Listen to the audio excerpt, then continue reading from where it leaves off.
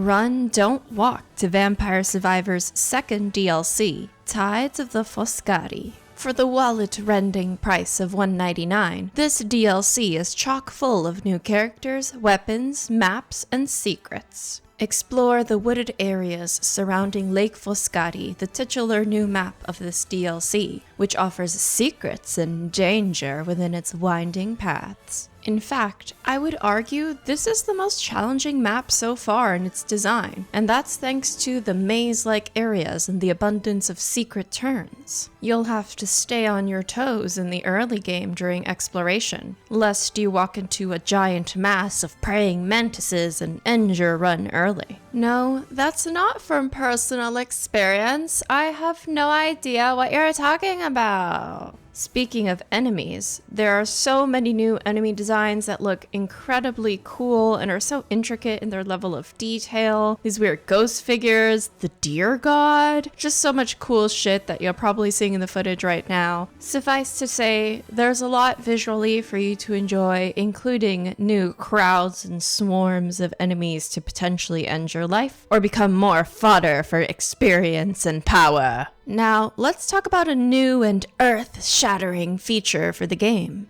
attack animations. That's right, you can now watch 2 of the many new characters in this DLC swing swords and shoot arrows. I know, riveting. Jokes aside, the animations are pretty cool, especially with our new sword man who slams it down and makes a crater from its impact, wiping out all enemies within that radius. And to be perfectly clear, if it wasn't already, this is just a cosmetic effect.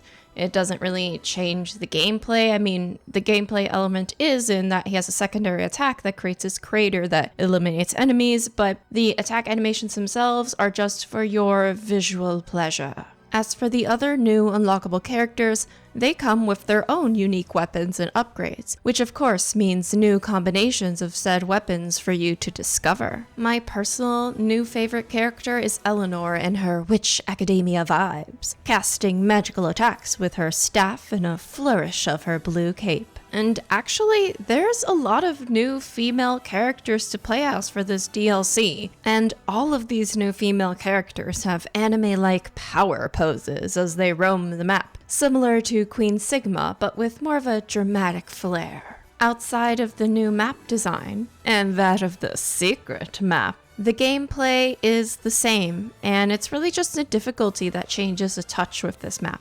So instead of major gameplay changes, what this DLC offers is a nice palette swap for characters, areas to explore, and weapons to use. If you're hopelessly addicted to Vampire Survivors gameplay, the Lakes of Foscari DLC offers some more variety to your experience. And for such a low price, like everything else for this game, I think this DLC is worthy of adding to your library.